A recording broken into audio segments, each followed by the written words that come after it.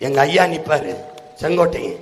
நான் அவர்கிட்ட கேட்கிறேன், ரொம்ப மதிப்பு மிக்க, ரொம்ப மதிப்பு வச்சிருக்கேன் அவர் மேல.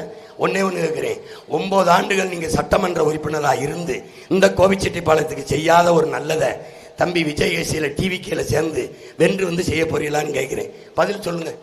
9 முறை எம்எல்ஏவா இருந்து செய்யாத ஒன்றை இந்த டிவிக்கில இருந்துதான்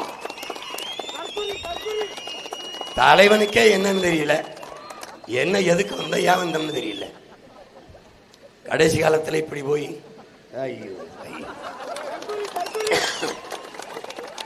நான் உங்களை நினைச்சு வருந்துறேன், எங்க ஐயாவை நினைச்சு வருந்துறேன், எங்க ஐயாவுக்காக பரிதாபப்படுறேன், வேற ஒன்றும் சொல்றதுக்கு இல்லை.